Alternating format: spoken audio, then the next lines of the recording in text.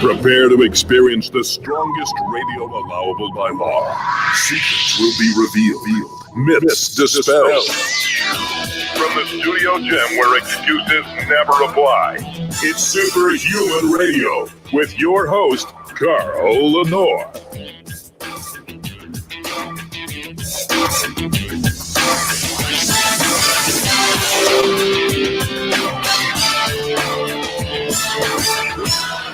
Welcome back to another episode of Superhuman Radio. Today is August 31st, the last day of August in the year 2020, and we have a very powerful show for you today. But before we get started with that, I have to thank my title sponsor, a company that has a great role in making this show possible, and that's Legendary Foods. If you go to the website eatlegendary.com and use the coupon code SHR10, you'll save 10% off your entire order. And if you're a high protein, low carb, keto type person, you're going to love the products that they make there that allow you to feel like you're cheating on your diet, but you're not. So check them out. They are a wonderful company. And of course, feel free if you're watching live to post questions, and we'll try to work your questions into the discussion today as we can. So please do that. Today, I'm being joined by Dr. Mikhail Blagosklonny that I'm honored. I think this is the only podcast you do. Am I correct about that? What do you mean, the only? Who other podcast shows do you do besides mine? It was another podcast maybe 3 months ago by Mangan. Okay. On Twitter. Yeah. Okay. I'm very proud that you come on this show because you understand that this audience is intelligent and they can gather information and make critical decisions on their own. So I'm very proud that you come on the show. Thank you. It couldn't be, the timing of today's interview was actually in the works weeks ago, but we couldn't have planned it better because just this week, the CDC announced that only 6% of all COVID-19 deaths were actually because of the virus, and 94% were because of comorbidities. And this message from the CDC fits nicely into the discussion today. But before we get into the discussion, there's a couple things I have to do to pay homage to you. I had never heard of senescent cells before you. I had never heard of the use of a cancer drug and a anti-rejection drug called rapamycin before you started talking about it. Today, everybody out there is a rapamycin expert. Everybody out there is the one that sees themselves as a thought leader. Tell my audience the story that you told me off the air a minute ago when you published your first paper and it was rejected. Tell the audience that story. How long ago was that? It was like 15 years ago. I was working on cellular senescence, and we found that senescence is actually continuation of growth. It doesn't require any damages. It's just when cells stop dividing, but continue to be stimulated to grow, and it cannot grow in size indefinitely, it's become senescent. Instead of, so senescence, it was like abnormal growth. And because growth is driven by mTOR pathway, target of rapamycin suppressed this process. So, but then it turned out that this is applicable to organism aging, not only to senescence, cellular senescence, because organism growth also continues as aging and age-related diseases. So the same drug rapamycin was supposed to block organism aging. So at the beginning, I thought that it will make us immortal. So my first paper was called Aging and Immortality. So at that time, it was clear for us in our lab that rapamycin block cell senescence, but it was not known that it will extend lifespan, life in any animals. So I was trying to get grants for that, and it was impossible. I was rejected everywhere. And one of paper that was rejected and then I published, I made many predictions, including that rapamycin will extend life in mice and so on and so on. And my last prediction was that 5 years from now, this theory will become mainstream and everyone will use it without citation of my work. So basically, it's not completely correct prediction. First of all, some people cite my work. Yes. Yes.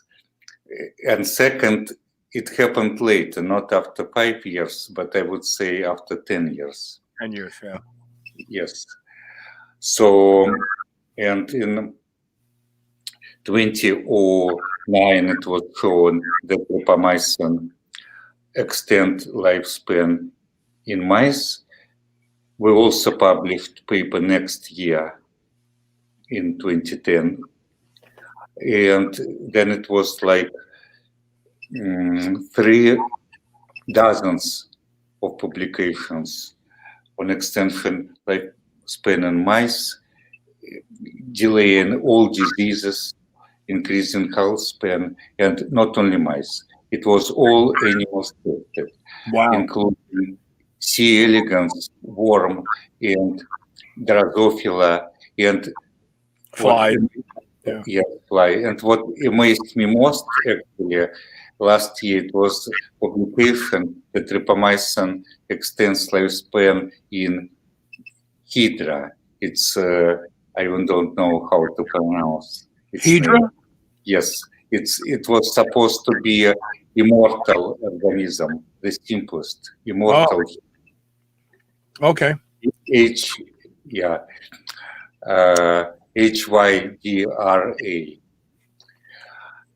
So, yes, Hydra. It was become universal. So, just a few words about rapamycin as introduction.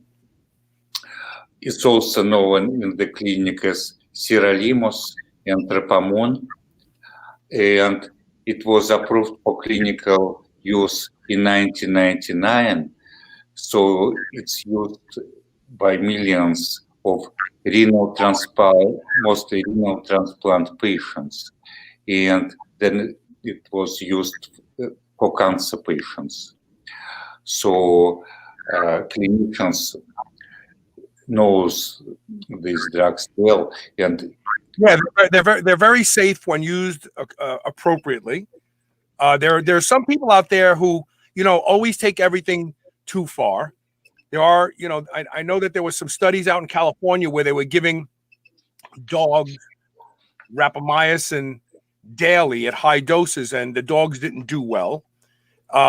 So there's some people that I've met. They the science behind that is dangerous. No, it's not dangerous. The protocols that are being used and suggested for people are very low, much lower than the tolerable doses given to people as kidney anti-rejection drugs. So it's deemed a safe drug to use. Yeah, but I know all publications, but I don't know any publication that rapamycin is dangerous. Right. And there's no LD50 on rapamycin, right? There's no LD50. Right. Yeah, interesting description of failed suicide attempts. For example, one young patient, she took more than 100 tablets of rapamycin, and she had no symptoms after that.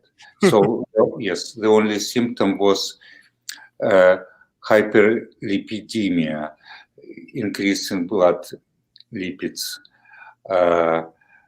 It's lasted like for several weeks after that, but that's it. Yes, but it's difficult to talk about side effects of rapamycin because it will take several days to talk about. Because so let's do this. Let's jump into your paper. Right. I just want to say that almost everything misleading. For example, it was publication 15 years ago, association of rapamycin use with diabetes in transplant patient, very weak, but it was. So one publication, but then other researchers analyzed this paper and they showed that it's incorrect because it was correlation between Medicare billing for insulin with use of rapamycin, and this correlation depends that they also take another drug simultaneously, and rapamycin increased their concentration, so it was completely irrelevant. Correct. Yeah. But people continue to cite this paper. So, yeah, what I like to say now that rapamycin is safer than ice cream. Because ice cream actually leads to type 2 diabetes for sure, and rapamycin, no. So let's talk about your most recent paper. Okay. And the paper is called From Cause of Aging. Here, let me put it up here. Oh, it's up there. From Cause of Aging to Death from COVID-19. Right. Why did you feel to write this paper, first of all? I want to bring one topic up as we walk into this. We know that during the outbreak of this pandemic, there was one phenomenon that was spoken about that many people, it went right over their head. But on the Diamond Princess, there was a couple. The husband had kidney transplant, and he was taking daily doses of rapamycin. The wife did not have rapamycin. They both contracted COVID-19, but his symptoms went away in a day. And she was hospitalized and couldn't leave the boat for a month. He went home without her because they said to him, "You're fine. You can't be here, but we have to keep her here." And everybody missed it. When the news said he's a kidney transplant patient, I looked at Elisa and I said, he's got to be on sirolimus or rapamycin. I said, that's what they give you, the kidney transplant for anti-rejection. That's why he didn't get severely sick from COVID-19. Do you remember that? Yes. Of course, it's difficult to make any conclusion on one case. Yes, but at least it fits. Yeah. Yes. So in back in March, many researchers and many readers noticed something simultaneously. They noticed that death from mortality rate from COVID-19 was age dependent. Right. By age. Right. Exactly. The older you were, the more likely you were to die. Right. Yeah. So this is actually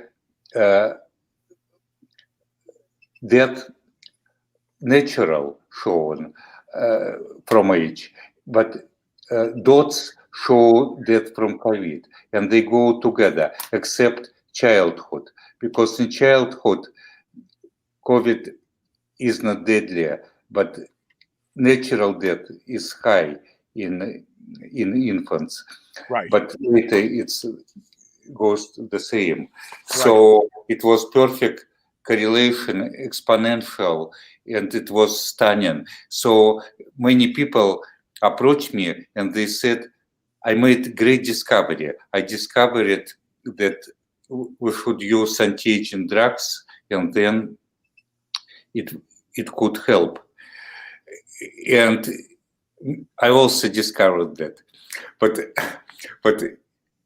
it was discovered by, I think, thousands, because it was easier. So I started writing a paper, but then I realized that other people are already doing this publishing, and I decided instead just to show something like that, to go to mechanism, to explain why aging make patients vulnerable. So basically, virus alone is not sufficient to kill a patient. Aging is necessary too. So it was another correlation that 99% of patients who died, they had age-related diseases. Right. Yes, it's hypertension, diabetes, cardiovascular diseases, obesity, renal, lung, and so on. And it was like mortality depends on age, but at the same time, it depends on diseases. But there is no contradiction in this, because aging is manifested by diseases. Aging is the sum of all age-related diseases. No one dies from aging itself. Right. You don't die because of the number.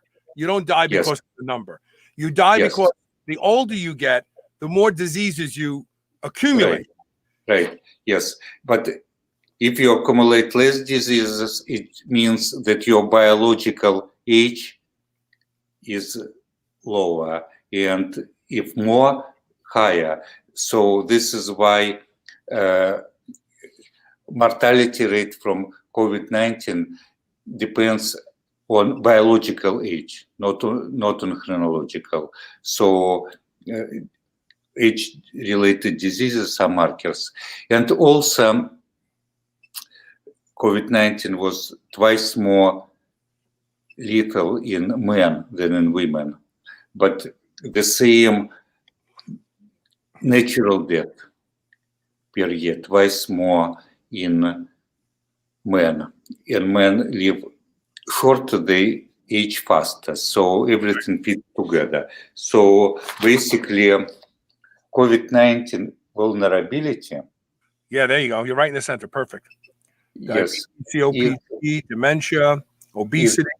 Is age-related condition. So it could, like other diseases. So of course, all of them correlated.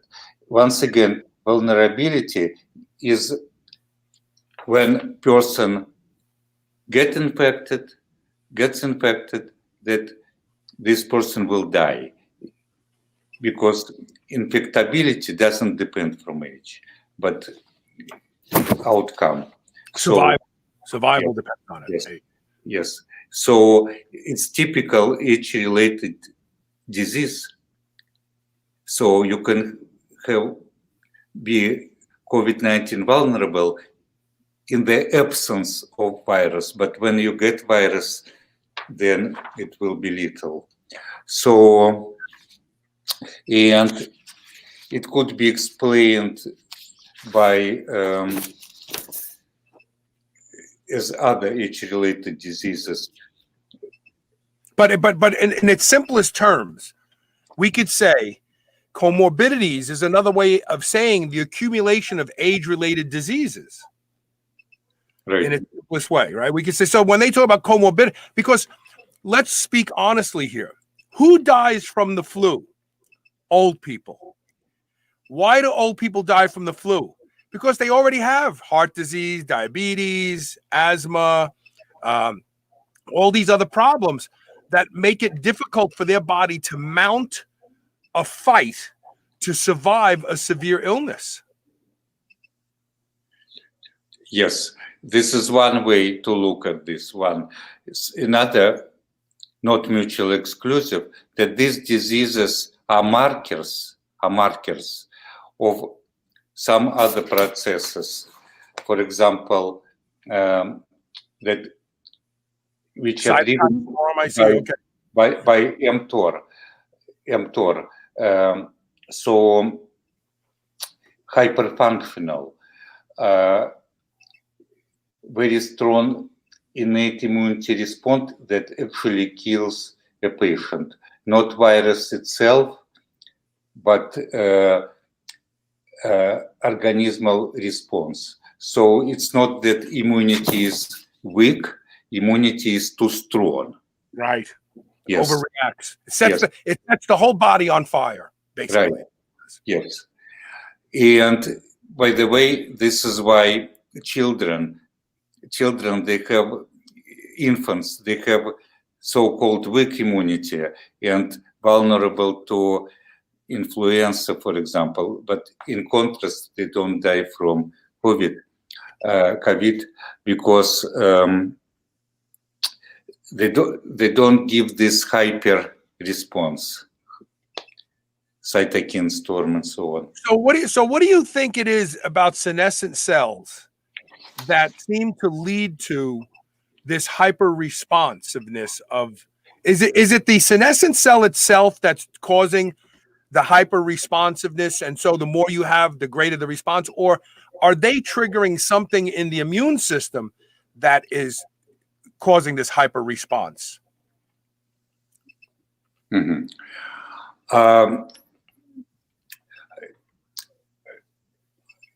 In cell culture, senescent cells are hyperfunctional. For example, hypersecretory phenotype in this production of cytokines and so on, depending on function of the cell.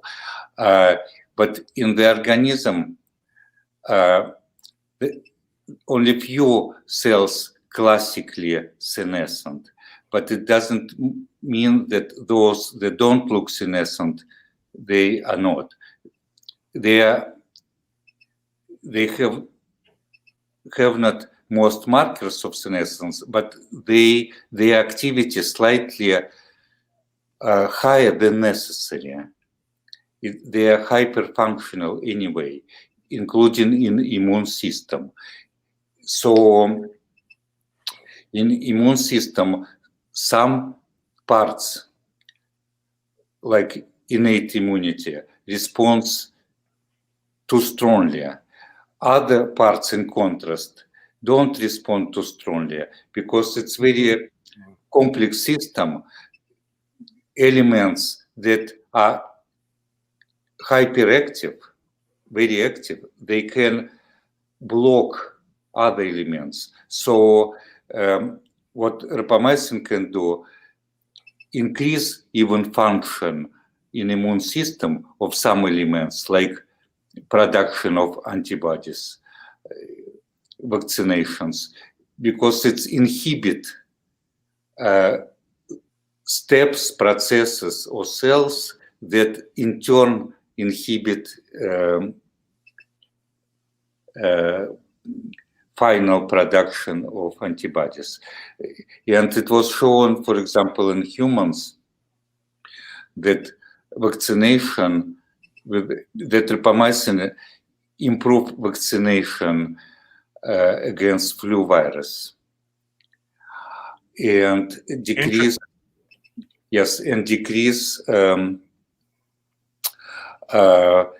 number of cases of influenza flu. And so that means we could think of rapamycin as an adaptogen.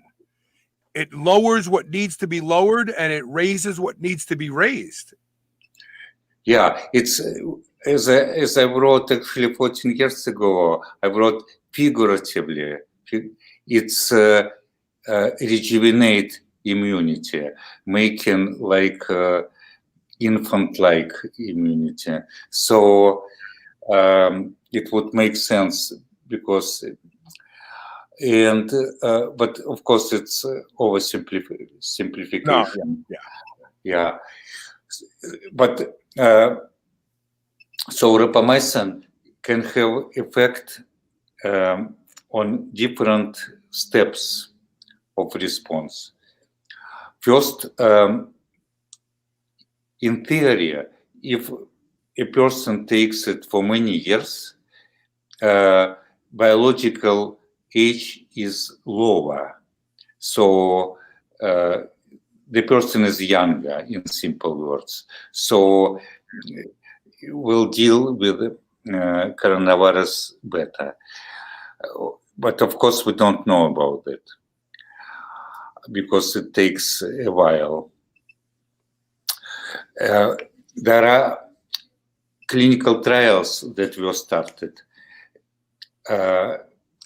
addressing other mechanisms of rapamycin. For example, one clinical trial in severe COVID-19 pneumonia. So in order to prevent cytokine storm. right. So we will have results of this clinical trial by the end of year for sure. Another was given before infection possible. It will require huge clinical trial, of course, in order to improve immunity, antiviral immunity. So you're saying as a prophylaxis, to take it before you actually get sick. Right. So there are several clinical trials. This is all important because back in March, many doctors who actually prescribe rapamycin to their patients, they didn't know what to do. To continue prescription or to stop. Right, because they don't want to kill the person if they get COVID-19 and they're taking rapamycin. Right. And it was safer to stop, and basically many doctors stopped. But I know that they continue to take rapamycin themselves sometimes.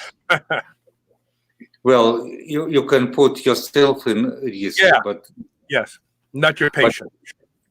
But as I understand, then this fear of rapamycin went away, and right now everything not like before COVID-19, but much better. Actually, COVID-19 promoted use of rapamycin, especially given these clinical trials that started. At least they showed that it's not dangerous. We don't know yet, is it useful, but not dangerous. So this is why the title of my talk, Rapamycin in post-COVID-19 era, because surprisingly, this pandemic attracted more interest to rapamycin and promoted its use. I'm receiving emails from many doctors who are planning to start treating patients. It's unrelated to COVID-19 because, pandemic going, I believe, to the end soon. Basically, what is going right now, it's still first wave. It was just flattened. Right. And it's not second wave. Probably it will be no second wave because in such places like New York, where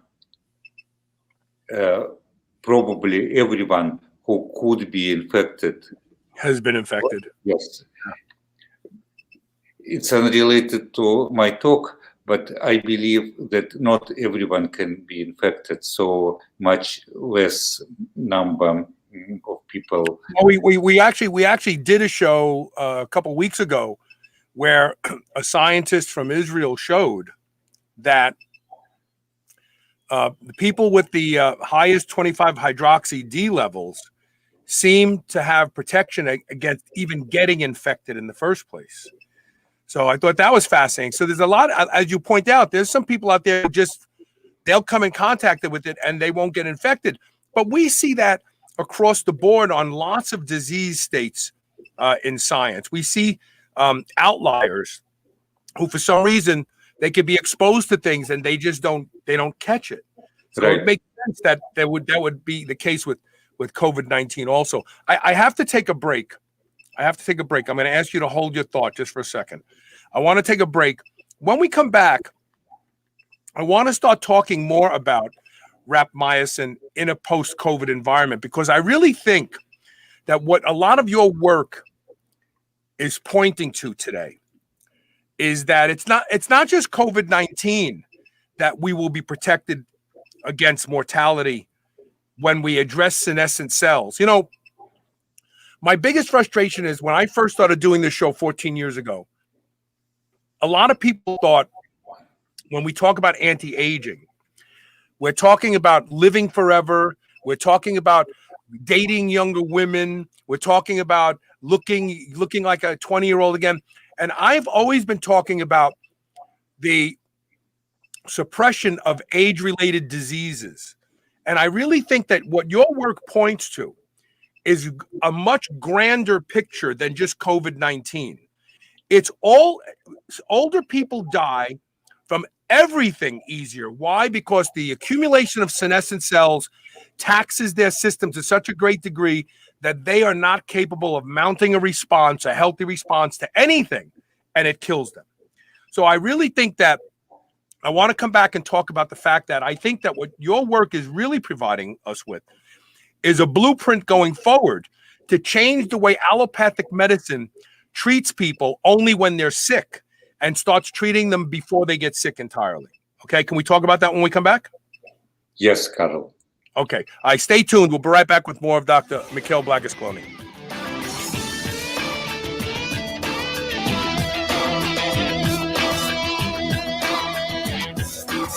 Everybody wants to feel better, be healthier and happier. If you don't sweat profusely on a regular basis, you won't feel as good as you could. Studies have shown the power of infrared sauna. Infrared penetrates 1 to 2 inches into the body. It helps those with back pain, fibromyalgia, arthritis, depression, and anxiety. Patients get relief from infrared sauna. The Good Health Sauna has been shown to be an exercise mimetic, conveying many of the same benefits as cardio. There are a lot of reasons people buy a Good Health Sauna, but the bottom line is you will be a much happier, healthier person by using the Good Health Sauna every day. You'll crave it, you'll love it, and it will be the best purchase you have ever made. Good Health Saunas provide commercial-grade saunas for in-home and commercial use, backed by the best lifetime warranty in the industry. Unmatched customer service and the best financing makes owning one easy and will fit any budget. Go to goodhealthsauna.com/superhumanradio to learn more and save 25% off. Did you know that your gut is referred to as your second brain? In fact, at least 90% of your serotonin, your happiness chemical, is created in your gut. If you don't take care of your gut, you won't feel good, period. Bioptimizers recently released Cognibiotics,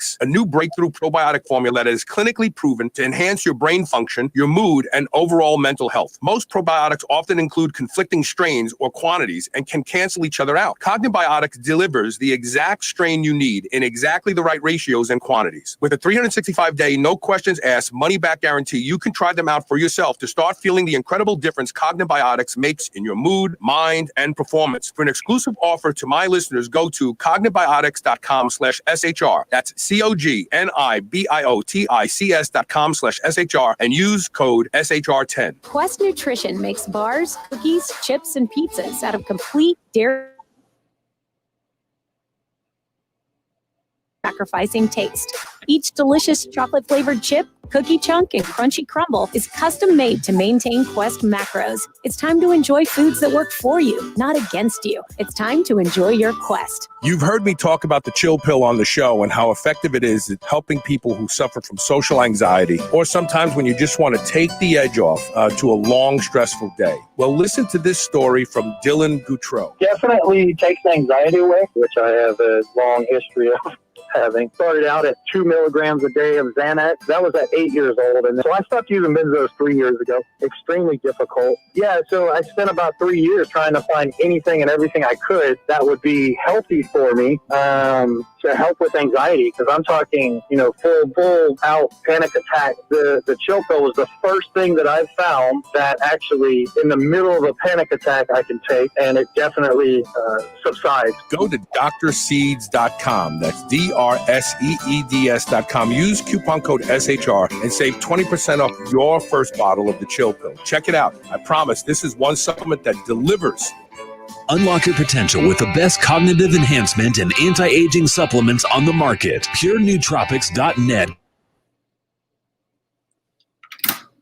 To make sure you only receive the best your money can buy. There's no better choice with their money-back guarantee and free shipping. Try their best-selling DHM. Dihydromycin prevents hangovers and helps deliver detox after a night of drinking. Get your DHM and other nootropics and longevity supplements from PureNootropics.net. The purest supplements around. I love beef. And if you love beef, listen up. I've discovered the best. The Piedmontese breed is famous from Italy for being lean and unbelievably tender with half the fat and calories of traditional beef. Even typically tough cuts are tender when it comes from the Piedmontese cows. And for the first time ever, Piedmontese cows are being raised here in the USA. Get 25% off all beef and free shipping on orders of $100 or more at Piedmontese.com with code SHR. Go to Piedmontese.com and use code SHR today. You will never eat any other type of beef ever again. You're listening to the Superhuman Channel. Don't hate us because we feel good. Welcome back. We're talking with Dr. Mikhail Blagosklonny. We're talking about rapamycin. We're going to change the discussion slightly. We were going to talk more about this study, but I want to open the discussion up because really I think from the 30,000-foot view, when we look at how rapamycin can help prevent, help protect against dying from SARS-CoV-2. We can't ignore the fact that the reason people are dying from SARS-CoV-2 is because of the accumulation of diseases associated with aging, and those disease states can be tracked right back to the hyperaccumulation of senescent cells. The more you have, the sicker you are. So why aren't we talking about this research as evidence that the way forward to treat patients should include a specific, systematic, what's the word I'm looking for? Intermittent addition of rapamycin to everybody to reduce the buildup senescent cells so that I don't die from my COPD. I don't die from my heart problem because the body actually can mount an attack and repair these things.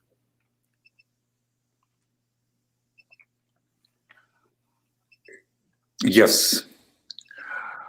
When I just started working on that 15 years ago or more, idea was that we can delay all age-related diseases by treating aging, by affecting aging. And mTOR, target of rapamycin, was involved in actually all known age-related diseases, including cancer, atherosclerosis, Alzheimer's disease, obesity, and so on. So, and all of them can be delayed by one treatment because it's affect not specific disease, but their common cause, aging.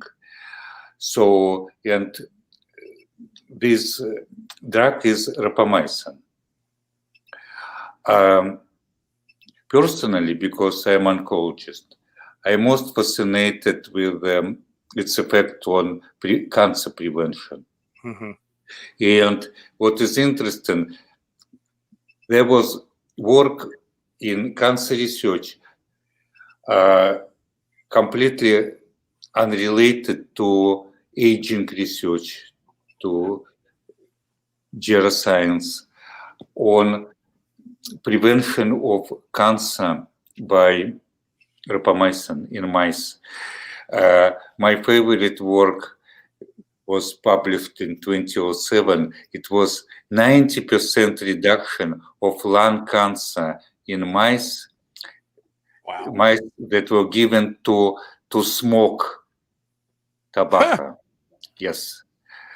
And the authors actually suggested that maybe all smokers and former smokers should take rapamycin. I don't know why this direction was not continue much. What is also interesting that when we treat mice with rapamycin to extend lifespan, simultaneously rapamycin delays cancer. Especially it's obvious in cancer-prone mice. So, and this is very logical. Cancer is age-related disease. So it's one of diseases that are delayed by rapamycin. I called one of my papers prevention of cancer by staying young. So, yes. And what is, and in a great contrast to this, clinical trials with antioxidants were terminated 20 years ago. It was many clinical trials that antioxidants would prevent lung cancer in former smokers, but instead they increases it. Yeah, because reactive oxygen species actually suppresses tumor cells from growing. And so if you suppress ROS continuously, you're creating fertilizer for the cancer cells. Okay, so I want you to connect some dots for me. I just had a thought.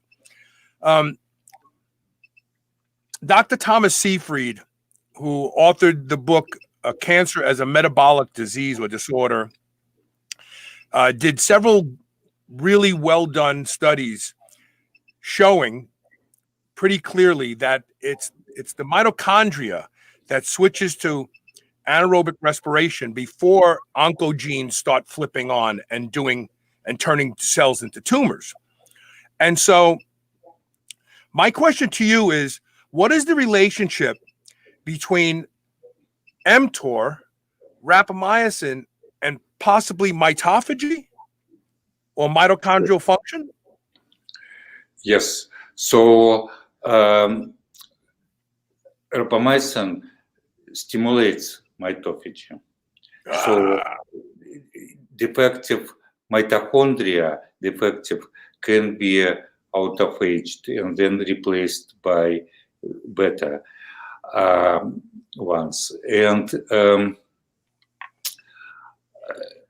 but I just want to say that rapamycin, although it was approved to treat cancer together with its analogs like everolimus, they are not extremely potent anti-cancer drugs.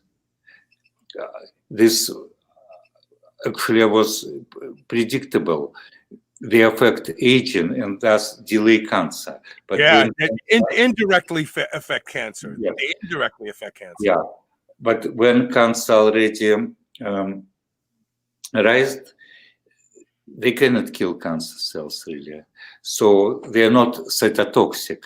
This is actually beauty of these drugs. This is why they are not toxic to humans. They don't kill cells. So although they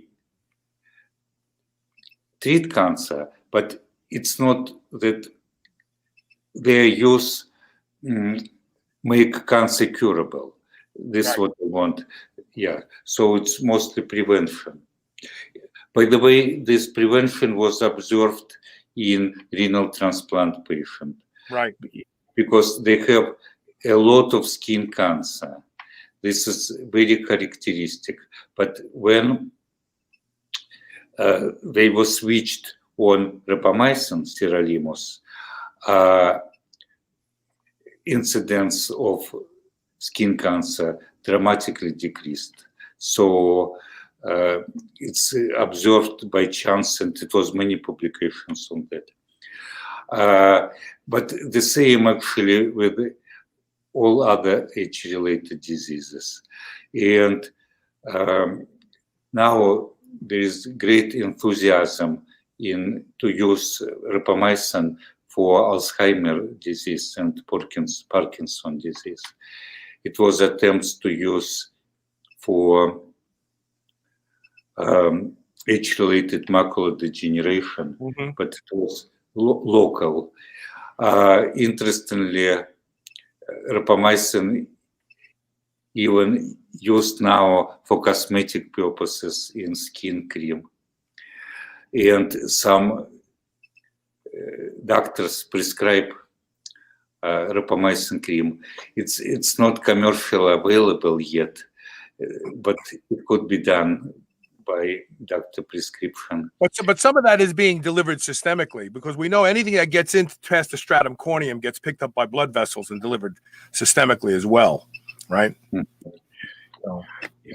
So, but systemic use of rapamycin is increasing, like for anti-aging purposes to treat age-related diseases.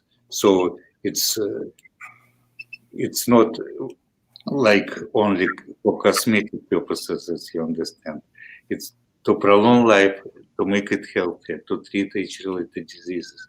And first doctor who started this approximately 6 years ago was Dr. Alan Green from New York. And he has now more than 500 patients. I know one of his patients, and I'm hoping he's listening today. I'm not going to mention his name because I don't want to be caught in a HIPAA lawsuit. But I know one of his patients, and he is doing amazingly. He's around my age, and he's in fantastic shape. He feels better than he's ever felt before. He's feistier than he's ever been before. He's from Brooklyn like me, so he's a real chop breaker. But I know one of his patients, and they're very, very happy. And I want to do something. There's a question that I want to get answered for someone in the audience, but then I want to talk about. We have to take one more break. When we come back, I want to talk about the fact that you want to start opening clinics around the country, so that you can bring this science, usable science, to other people in the United States. So let's just do this. Let's answer this question first. Samurai Jack is watching on YouTube. He says, ask Dr. Blagosklonny if he's heard of the dog aging project, giving dogs rapamycin to extend life. I kind of inferred to that a second ago, but have you heard of them?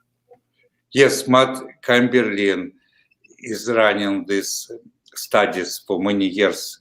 Matt Camberlin. I'm not involved in any way, and unfortunately, it was almost nothing published yet on that. There are a lot of stories, but it's not finished. Yes, I've heard that that's where they were having problems with unwanted effects, because they were giving the dogs daily doses, very, very high daily doses. I never. So let me tell you why.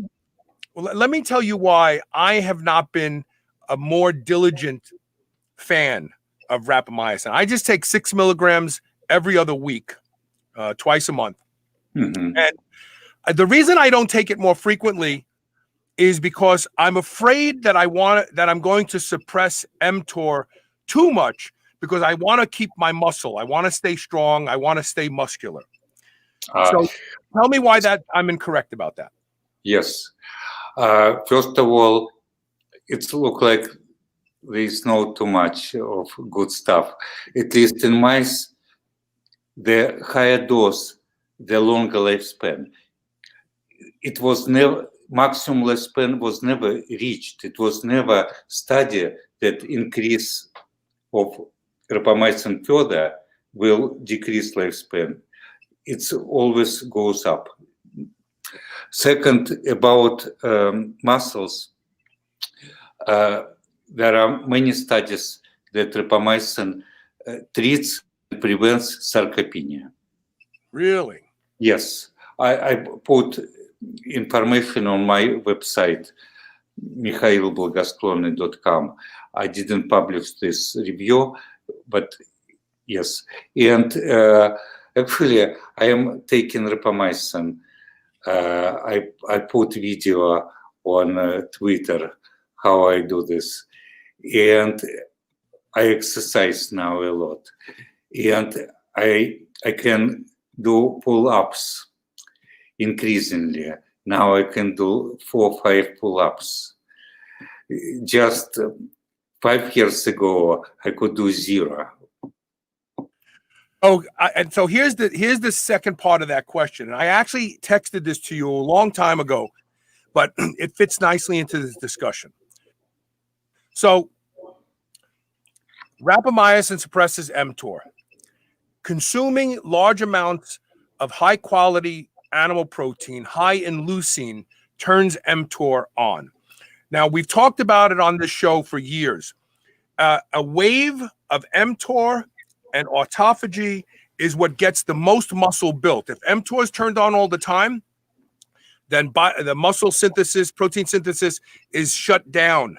If mTOR is always off, protein synthesis is on. So we know that the body likes phases, mTOR, autophagy, mTOR, autophagy. So my question to you is this.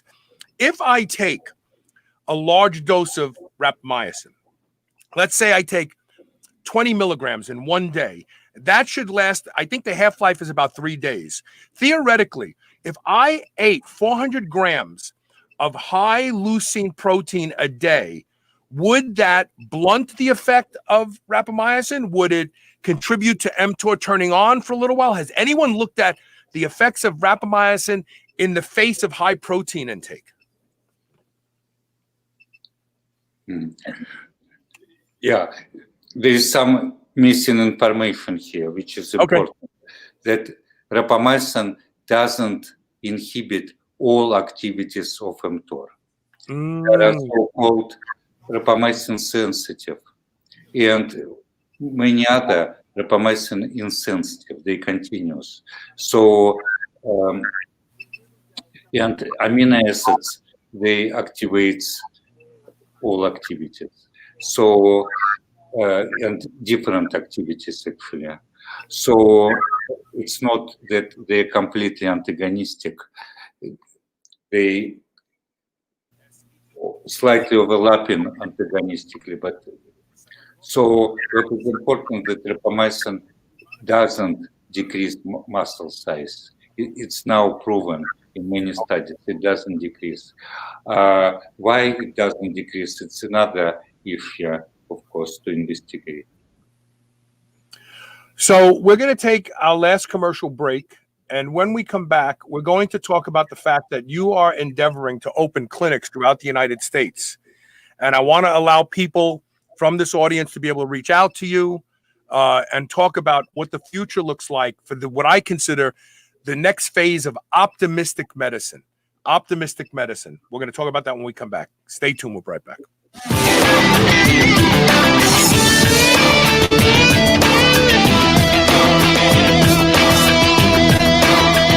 Are you still on the fence about body protection complex BPC oral from drseeds.com? Listen to Maggie Kuhn, one of the owners of the C-Bus lifting company gym in Columbus, Ohio. I had been having some nagging tendon issues that weren't injuries, just things that were annoying. You know, I'm 58 years old, so just older tendon kind of issues. For us powerlifters, you know, we really don't stop training when we have just nagging issues. We just kind of keep pushing through. And I started the BPC. What I noticed was I was doing some heavy tricep stuff that would have killed me before when I had an elbow problem, and I was able to do this with literally no pain at all. Go to drseeds.com, drseeds.com. Use coupon code SHR and save 20% off your bottle of BPC Body Protection Complex today. Chronic stress leaves us tired, distracted, and physically vulnerable. Apollo Neuro is here to help you take control. Apollo Neuro is a new wearable that trains your nervous system to be more resilient to stress. Apollo's gentle vibrations use your sense of touch to help you recover from stress,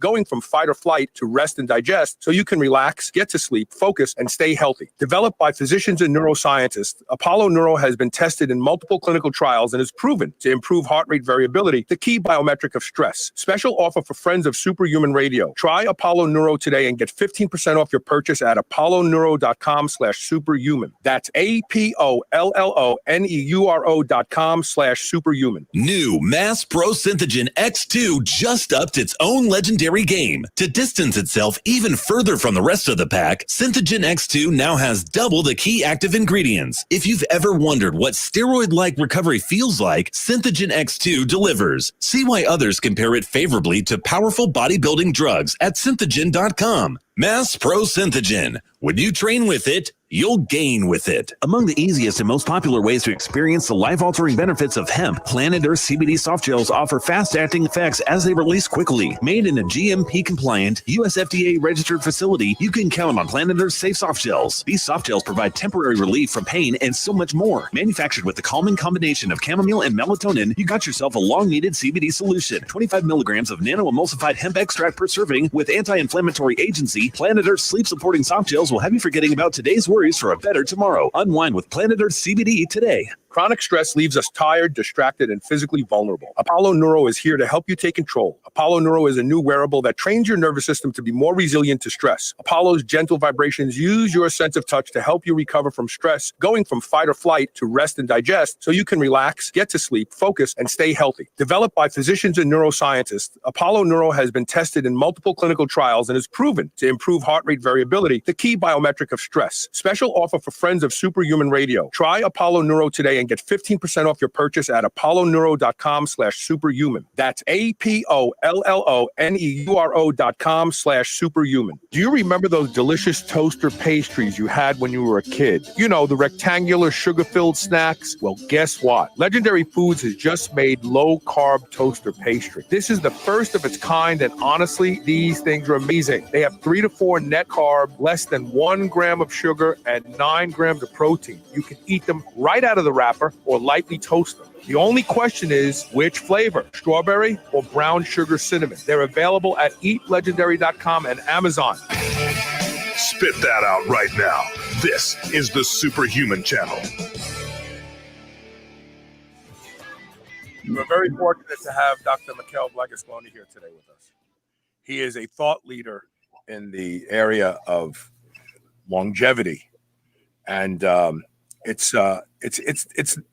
no accident that much of his early work is now being followed by physicians and scientists to the same end point that he discovered 15 plus years ago.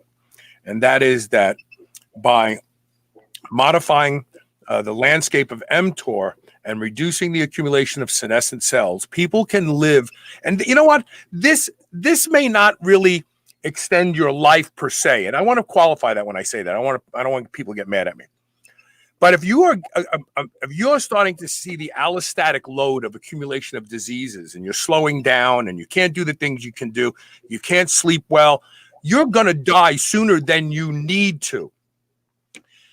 By eradicating those diseases, you will end up living longer than had you had those diseases. What I want to be careful about when we talk about anti-aging is getting painted with this zealot paintbrush that there are people out there talking about living to be, 280 years is possible Nobody knows that for sure. I mean, that's just guesswork. I mean, we're like Flash Gordon. Yeah, we can live to be 1,000 if we can replace all of our parts, and we'll have nanobots that's sci-fi stuff. But eliminating disease states now, the accumulation of these disease states, the life energy that they rob from you day in and day out, will absolutely make you live longer than if you keep them in place. And so that's really what we're talking about here. We're talking about not just lifespan, but perhaps even more importantly, health span. Because I don't want to spend the last 30 years of my life in a diaper, in an institution, waiting for someone to roll me into the kitchen to get something to eat. So I just wanted to kind of preface it. So you have been wanting, for at least the past 7 or 8 years, you started talking to me about it. You've been wanting to start opening clinics throughout the United States to bring this science to the masses, correct? Yes, because a lot of potential patients could not find potential doctors. Right. It was one clinic by Dr. Alan Green for many years, and patients from, he said that even patients from New Zealand and Australia were coming to him. So it was many people who wanted to live longer and healthier, but it was not such clinics and doctors. But now situation changed, and it changed dramatically during 1 year. And I'm not going to thinking that I should try to open clinic anymore, because they are opening themselves. Yes. And for example, great clinic by Dr. Randy Smith in anti-aging Atlanta, and he will be part of clinical trials of rapamycin. So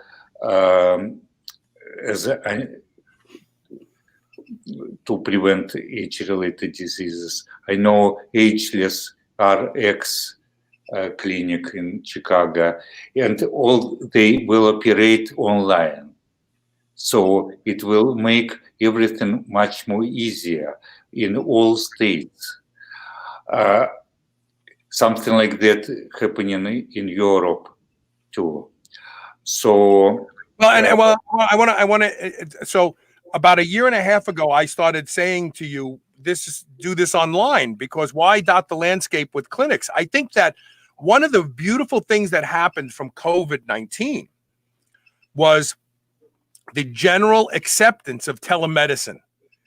It was overnight. It went from telemedicine is dangerous, and doctors who were performing telemedicine were looked at as possible crossing boundaries that they shouldn't, to Fauci and everybody up there going, no, telemedicine, you can't go see your doctor, so see him by Skype, go see him by Zoom.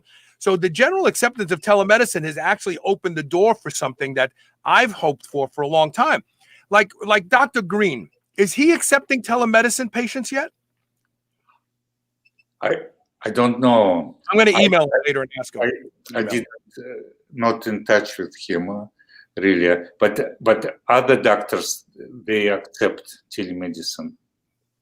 This is so exciting, because if you're listening to the show or you're watching the show right now, that means that where do you want people? First of all, there's a lot of physicians that listen to my show. So first of all, if there's a physician out there who wants to be trained so that he or she can offer this as a therapy, where do they go? To your website? I don't. Well, I would be happy if they will email me Blagosklonny at rapalogs.com. Blagosklonny at rapalogs.com. For example, or I will put it on website. But and I'm interested to help financially and maybe donate some money for this. I'm not working for profit. I don't sell anything. I don't make money on this. I don't have grant on this. In contrast, I am starting to spend my money. I'm opening now Blagosklonny Foundation, and there is rapamycin press that will donate money for the not for the first time, for clinical trial of rapamycin to one of the clinics. So, and I don't know why I want to do this. I know you said that to me. You said, I don't need to be doing this stuff anymore, Carl. You're like, and I said, well, I feel like it's important because you're the OG in this space of medicine. And I feel like it's important that you stay involved. But I know you're very happy living your life now. You don't really need this anymore. Right. Because I have all these anti-aging drugs. I mean, combination, not only rapamycin. So personally, I am fine. But I want to have like sense of mission, some pursuit of immortality. It's something big. So, so my foundation will help, and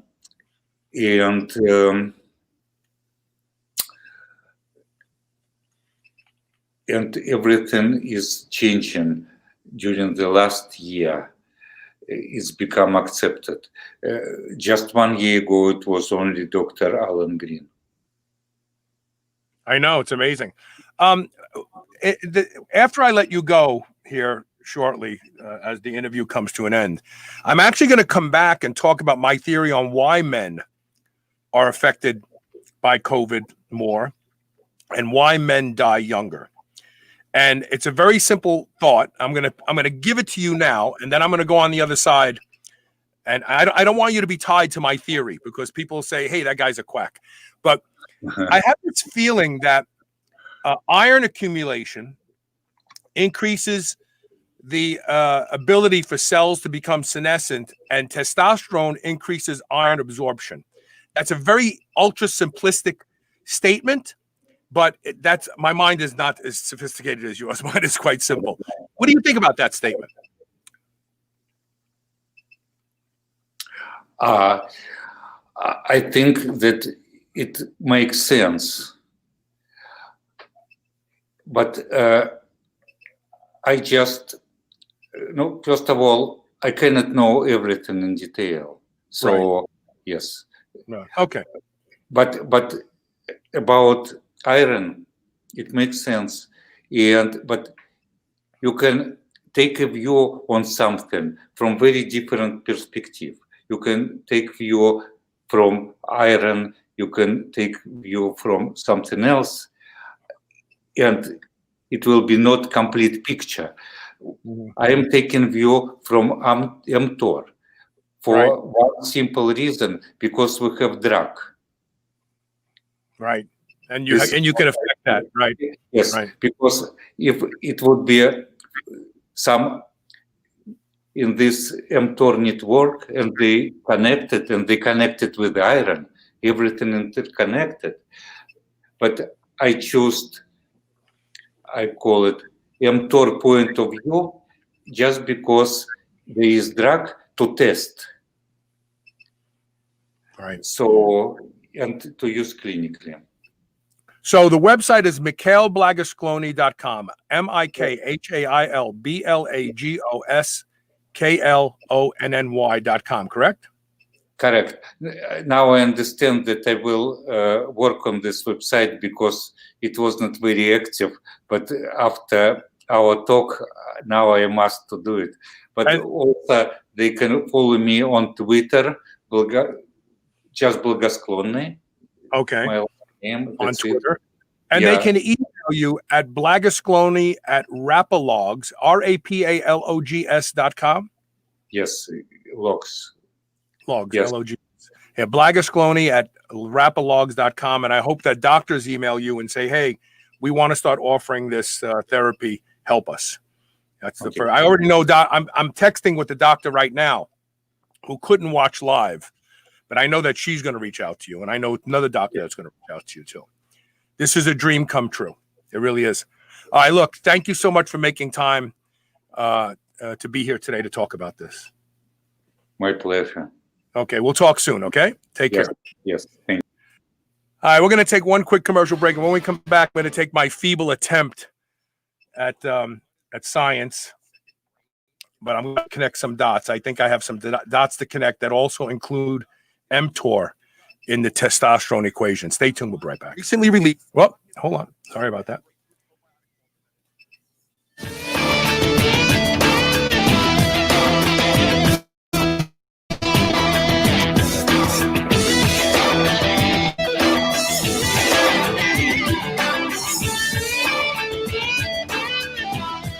Did you know that your gut is referred to as your second brain? In fact, at least 90% of your serotonin, your happiness chemical, is created in your gut. If you don't take care of your gut, you won't feel good, period. Bioptimizers recently released Cognibiotics, a new breakthrough probiotic formula that is clinically proven to enhance your brain function, your mood, and overall mental health. Most probiotics often include conflicting strains or quantities and can cancel each other out. Cognibiotics delivers the exact strain you need in exactly the right ratios and quantities. With a 365-day, no questions asked, money-back guarantee, you can try them out for yourself to start feeling the incredible difference Cognibiotics makes in your mood, mind, and performance. For an exclusive offer to my listeners, go to cognibiotics.com/SHR. That's COGNIBIOTICS.com/SHR and use code SHR10. Whether your goal is to build muscle or burn fat, you'll find everything you need at Redcon One. Need help getting a good night's sleep? Try Fade Out, or the most popular pre-workout supplement on the market today, Total War.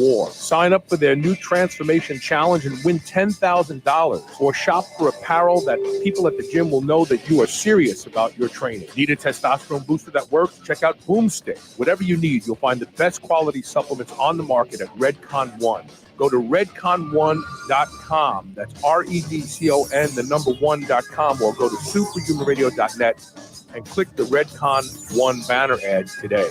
Are you still on the fence about Body Protection Complex BPC Oral from drseeds.com? Listen to Maggie Kuhn, one of the owners of the C-Bus lifting company gym in Columbus, Ohio. I had been having some nagging tendon issues that weren't injuries, just things that were annoying. You know, I'm 58 years old, so just older tendon kind of issues. For us powerlifters, you know, we really don't stop training when we have just nagging issues. We just kind of keep pushing through. And I started the BPC. What I noticed was I was doing some heavy tricep stuff that would have killed me before when I had an elbow problem, and I was able to do this with literally no pain at all. Go to drseeds.com, DRSEEDS.com. Use coupon code SHR and save 20% off your bottle of BPC Body Protection Complex today. Quest Nutrition makes bars, cookies, chips, and pizzas out of complete dairy-based proteins. Our products minimize net carbs and sugar without sacrificing taste. Each delicious chocolate-flavored chip, cookie chunk, and crunchy crumble is custom-made to maintain Quest macros. It's time to enjoy foods that work for you, not against you. It's time to enjoy your Quest. Over 11 million people in the U.S. have some form of retinal damage, also known as macular degeneration. This is expected to double to nearly 22 million by 2050. Artificial blue light, age, type 2 diabetes are all contributors. Doctors say there's no cure. ARMED is changing that opinion. In one clinical trial, 93% of patients had arrested or improved their condition. 54% reported lessening of glare, reduced dryness, and improved clarity and comfort. And 0% felt worse during treatment and no side effects. Take control of your macular degeneration or keep it from ever occurring. Go to wisechoicemedicine.com and get armed today. Unlock your potential with the best cognitive enhancement and anti-aging supplements on the market. PureNootropics.net goes the extra mile for the highest quality ingredients, third-party tested to make sure you only receive the best your money can buy. There's no better choice with their money-back guarantee and free shipping. Try their best-selling DHM. Dihydromycin prevents hangovers and helps deliver detox after a night of drinking. Get your DHM and other nootropics and longevity supplements from PureNootropics.net, the purest supplements around. Move over, superheroes. This is the Superhuman Channel.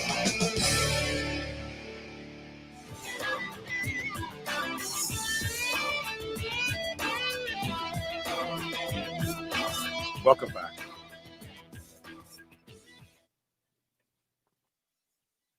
Let me just change this. Excuse me. And get this down. Okay. So men die at a higher rate than women faster, sooner, earlier in life. I'm having a cough attack. Let me get some water. And they die from COVID more frequently, which means they probably accumulate more senescent cells than women. Men don't age as well as women do. I've thought a lot about this. I'm sorry. I'm doing this to you. My nose just got stuffed.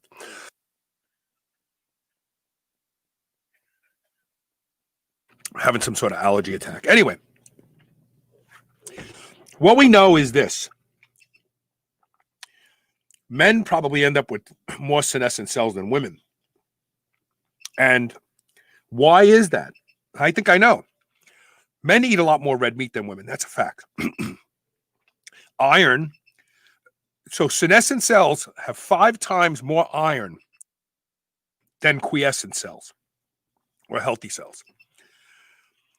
But could just the eating more red meat be the answer for the development of iron in men? No. Testosterone. Testosterone increases the uptake of iron. We know this.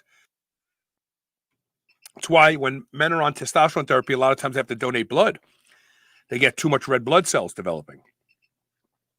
The more red blood cells you have, the more iron you have, because red blood cells need iron. But the missing piece was just given to me by Dr. Blagosklonny. Guess what else testosterone levels affect? mTOR.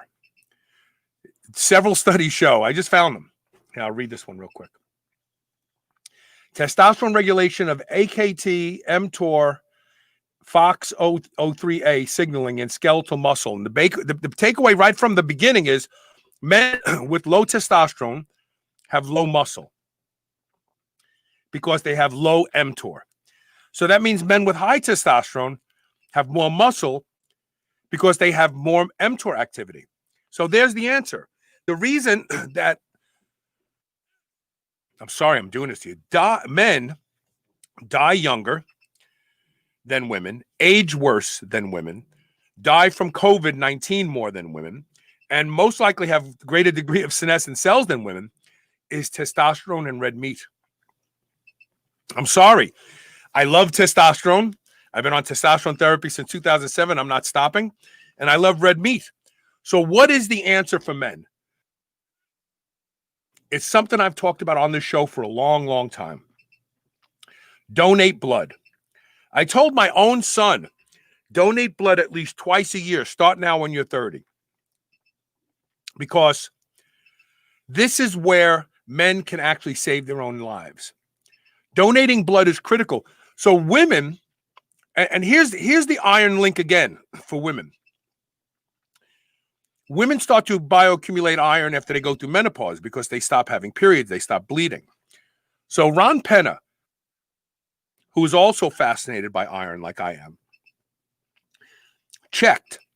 He said, well, that would mean that women who take birth control at a very young age should have some sort of iron accumulation and maybe mortality and disease rates related to that iron accumulation. And he did, in fact, find a study that looked at women who don't take birth control and women who take birth control pills that just make them menstruate less often, and women who take birth control methods that keep them from menstruating at all. And the death rate was in line. Those who weren't taking birth control had a much lower death rate from a variety of diseases that they looked at. Those who were taking birth control pills where they bled maybe every 90 days, slightly higher. And those who were taking birth control pills that kept them from bleeding at all had the highest mortality rates related to certain diseases. I don't remember what they were. They were diseases that were tied back to the theory that we have about iron accumulation. I can't say it enough. Donate blood. If you're a woman and you've gone through menopause, donate blood a couple times a year. You're going to offload a lot of metabolic waste when you donate blood. But more importantly, you're going to offload iron. We bioaccumulate iron as soon as we start eating. And we have iron in us that's probably been there since we were kids. We don't have a system to manage iron or get rid of it unless you're a long-distance runner or a vegan, which you'll slowly start to go through the iron. So the answer to this question, why do men die younger? Why do they die more frequently from COVID-19? Probably have higher level of senescent cells. Why do men have a higher level of senescent cells than women? Because they eat more red meat and they have testosterone. Those two things right there. That's it. Short and sweet. I'll post the links to these studies too that I just mentioned in today's show. If you're a physician, please reach out to Dr. Mikhail Blagosklonny at rapalogs, rapalogs.com, and get trained. And I haven't used my rapamycin in a couple of weeks, actually. Well, almost a month. I was taking it every other week. I'm going to start taking it again because I was afraid. I don't want it to cause muscle wasting. But there you go. All right. It's only Monday. We have a lot of great shows this week planned. I hope you can make it. Please share the show. Help somebody. We'll see you tomorrow. Thank you.